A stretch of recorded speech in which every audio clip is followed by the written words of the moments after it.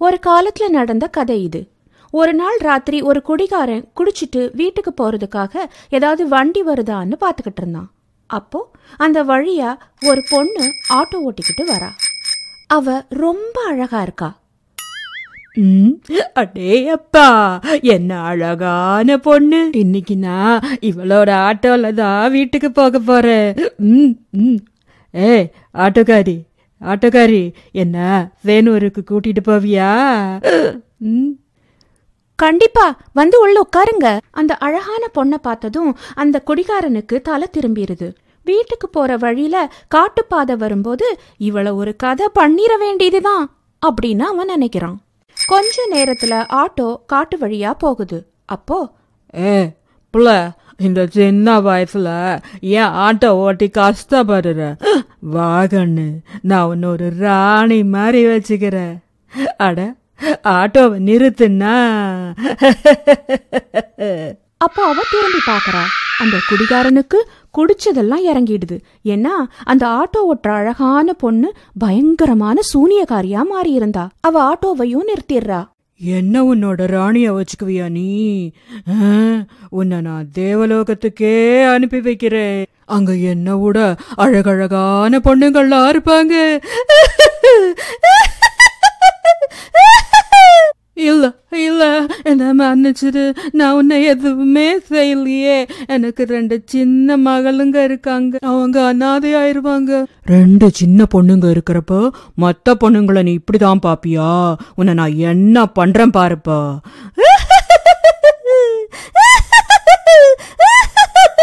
அப்புறம் அந்த சூனியக்காரி அந்த குடிகாரனை கொன்னு ரத்தம் சொட்ட சொட்ட ஒரு மரத்துல தொங்க விட்டுறா.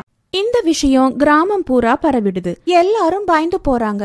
ஆனா யாருக்கும் இது எதுக்காக எப்படி நடந்ததுன்னு தெரியல.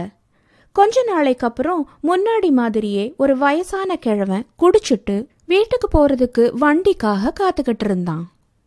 அப்ப முன்ன மாதிரியே ஆட்டோ ஓட்டிக்கிட்டு அந்த வழியா அந்த அழகான பொண்ணு வரா.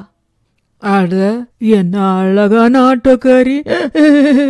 இன்னைக்கு நான் இவளோட ஆட்டோல தான் வீட்டுக்கு போவேன். இவ 100 ரூபாய் அதிகமா கேட்டாலும் சரி. பொண்ணு, காட்டை தாண்டி கிராமத்துக்கு கூட்டிட்டு போவியா? சரிங்கய்யா, கண்டிப்பா கூட்டிட்டு போறேன், வந்து உட்காருங்க. கிறுக்கி, யார பார்த்து ஐயாங்கிற? நான் இன்னும் இளமையாத்தான் இருக்கேன். நல்லா கண்ணை திறந்து பாரு. அந்த கிழவனுக்கும் இந்த அழகான ஆட்டோ ஓட்டுற பொண்ணை பார்த்ததும் புத்தி மாறிடுது. காட்டு வழியா போகும்போது இந்த பொண்ணை எப்படியாவது மடக்கிடணும் அப்படின்னு நினைக்கிறான். அப்புறம் காட்டு வழியில அந்த ஆட்டோ போய்கிட்டு இருக்கும்போது அந்த கிழவன் தப்பான எண்ணத்துல அந்த பொண்ணோட தோள் மேல கைய வைக்கிறான். இத பார்த்ததும் அந்த சூனியக்காரிக்கு பயங்கரமா கோபம் வந்துருது. அவ பயங்கரமா கத்திக்கிட்டு கிழவனோட கைய கடிச்சு சாப்பிட்டுறா.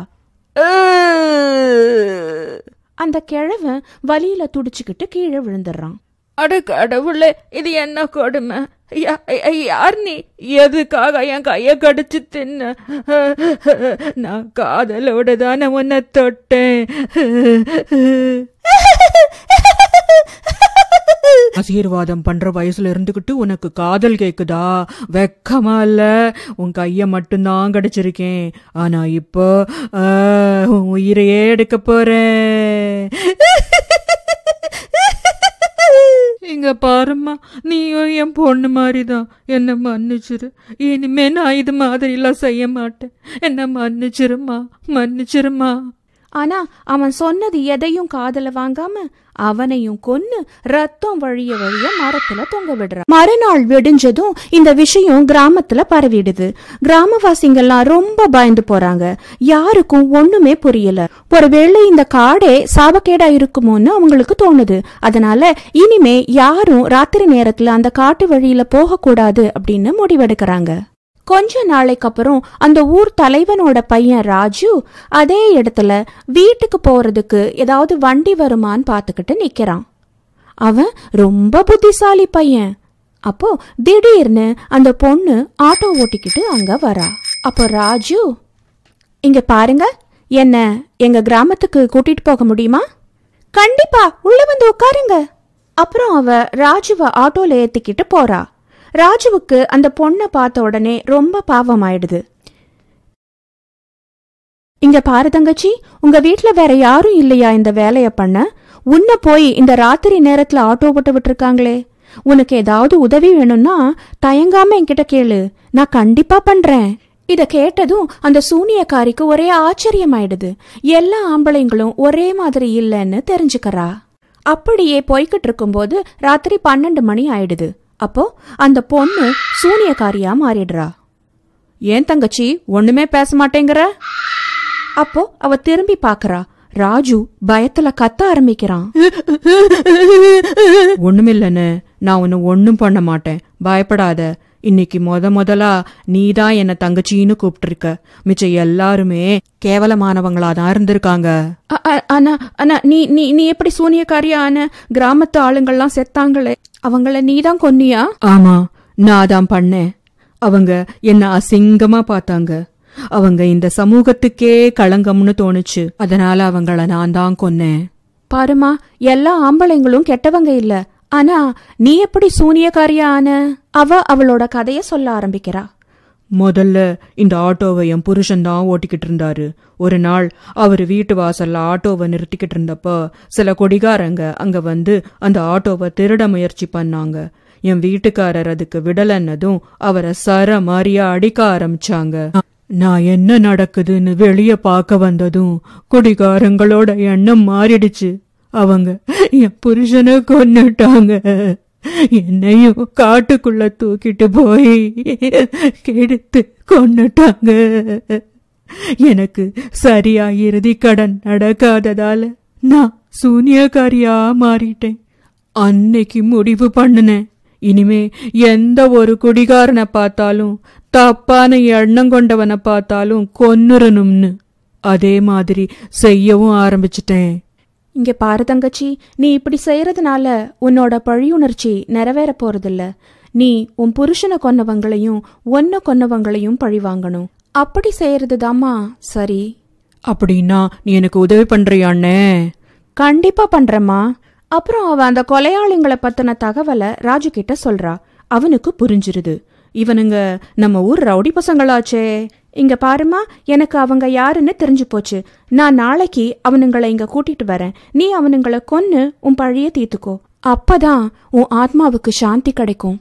அப்புறம் ராஜு அந்த ரவுடி பசங்க கிட்ட போய் சொல்றான்.